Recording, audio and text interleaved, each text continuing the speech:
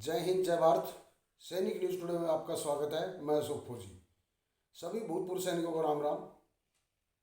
सूबेदार साहब ने कर्नल साहब को कोर्ट में हरा दिया। जी हाँ, आज का जो टॉपिक है वो सूबेदार साहब ने कर्नल साहब को कोर्ट में हरा दिया। ये मामला भारतीय सेना के एक सूबेदार साहब का है जो 16 बिहार के हैं और उनकी यूनिट हैदराबाद में तैनात है। 14 पेज का लेटर है। काफ़ी लंबा वीडियो हो जाएगा, मैं शॉर्ट में बनाऊंगा। और किसी भाई को कोई वीडियो चाहिए, वो लेटर चाहिए, उसका कोर्ट केस का पूरा PDF 14 का लेटर जो है वो मैं दे दूंगा। मेरा मोबाइल नंबर आप नोट कर ले, 9891314054। तो अभी शुरू करते हैं इस मामले में कि सूबेदार साहब का नाम है राधा कृष्ण और ये बिहार रेजिमेंट के हैं, 16 बिहार के। इनकी यूनिट हैदराबाद में तैनात है। सूबेदार साहब 95 में भर्ती हुए थे। उसके बाद उन्होंने प्रमोशन लिया, सूबेदार बने। अब DPC में अप्रूव हो गए सूबेदार मेजर के लिए। लेकिन सेना के अंदर मोबाइल के अंदर जो 3 ऐप हैं वो प्रतिबंधित हैं। एक मैसेंजर, एक जूम और एक शेयर चैट। जी हाँ, तो ये तीनों ऐप जो है ये वर्जित हैं सेना के अंदर। तो सूबेदार साहब का प्रमोशन आ गया था, अप्रूव हो गए थे। लेकिन किसी ने यूनिट के अंदर से ही, आप लोगों को सबको पता है क्या होता है, बता दिया कि वो ऐसे ऐसे है। तो उनसे पूछताछ की गई तो उन्होंने बोला कि सर मुझे इस चीज़ का कोई ज्ञान नहीं था, ना ही मैंने ऐप इस्तेमाल की हैं।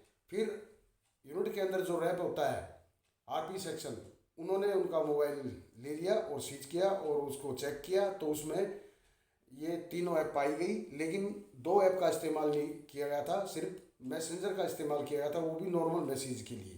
तो उन्होंने यही बताया सीओ साहब से कि सर ये मुझे इसकी नॉलेज नहीं थी और फिर भी मैंने इसका कहीं पे भी देश की कोई सिक्योरिटी के बारे में या कोई भी ऐसी चीज़ जो सेना के हित में ना हो या देश के हित में ना हो, मैंने कहीं शेयर नहीं की है। तो आप इसके ऊपर मेरा यकीन कीजिए। लेकिन उन्होंने मना कर दिया। उन्होंने जो है ना उनको बोला कि आप जो है ना एनरोलिंग कर दीजिए प्रमोशन के लिए, नहीं तो आपको सज़ा मिलेगी। तो सूबेदार साहब ने इस चीज़ के लिए मना कर दिया कि मैं एनरोलिंग पे साइन नहीं करूँगा, मैं बिल्कुल सच्चा हूँ, आप जो है इसकी इंक्वायरी कर सकते हैं। लेकिन सूबेदार साहब के किसी भी पनिशमेंट के ऊपर उनके साइन नहीं करवाए गए। उनको मौखिक सज़ा सुना दी गई कि आपका प्रमोशन रोक दिया गया है, ये ऐसे कह के, और उनको बोल दिया अभी आप सूबेदार ही रहेंगे। लेकिन सूबेदार साहब ने हार नहीं मानी। उन्होंने इंडिया लोकपाल के अंदर शिकायत की। शिकायत करने के बाद में 7 अगस्त 2023 को केस डाला और 30/10 को इस केस का फाइनल हो गया और 31 अक्टूबर को साहब रिटायर होने थे। और उस देखिए कितना बढ़िया मामला है, कोर्ट ने भी कितना बढ़िया जजमेंट दिया है। एक ही डेट में ये मामला बिल्कुल क्लियर कर दिया। सत्यमेव जयते, सच्चाई की जीत होती है।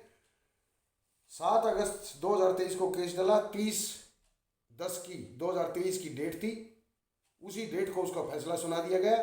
फैसला क्या सुनाया गया, जितने भी इल्ज़ाम सूबेदार साहब पे लगे थे सारे कैंसिल किए जाए, प्रमोशन दिया जाए इनको बैक डेट से, वही जो 31 अक्टूबर की जो रिटायरमेंट डेट थी वहीं से, और 12% ब्याज के साथ में भुगतान भी किया जाए और बैक डेट से उनका प्रमोशन में, यानी कि पूरे जो उनका जो ऊपर चार्जेस लगाए थे वो सारे के सारे खारिज कर दिए गए और सूबेदार साहब की जीत हुई, यानी कि सच्चाई की जीत हुई। तो ऐसा भी कोई बाहर भी मामला होता है तो आप अन्याय के खिलाफ अपनी आवाज़ उठाइए और सेना के अंदर भी जो आपके जानकार हैं, दोस्त हैं, उनको भी आप भेजिए, ये वीडियो शेयर कीजिए कि बिल्कुल डरने की जरूरत नहीं है। सत्यमेव जयते जो है वो लिखा हुआ ऐसे नहीं लिखा गया है। सच्चाई की हमेशा जीत होती है। अगर आप गलत हैं तो आप माफ़ी मांग लीजिए, अगर आप सच्चे हैं तो आप आगे कदम बढ़ाइए और लड़ाई लड़िए और ऐसे जीतिए। सूबेदार साहब ने ये अच्छा मैसेज दिया है, आप भी सबको दीजिए। मन मर्जी चला रखी है कि कानून भी तुम्हारा, सरकार भी तुम्हारी और राजा भी तुम और दरबार भी तुम्हारा, कि जो आएगा वो लिख दोगे। लेकिन उसके ऊपर भी है, आगे कोर्ट है। तो जय हिंद जय भारत। स्वस्थ रहे, मस्त रहे, सतर्क रहे, सावधान रहे और अफवाहों से दूर रहे। ये लेटर की कॉपी मैं स्क्रीन पे लगा दी है और आप जिसको भी चाहिए, मेरा एक बार मोबाइल नंबर फिर बताता हूँ, 9891314054। आप फ़ोन करके इस लेटर की कॉपी मंगा सकते हैं। 14 पेजेज हैं, मैं आपको भेज दूंगा। जय हिंद।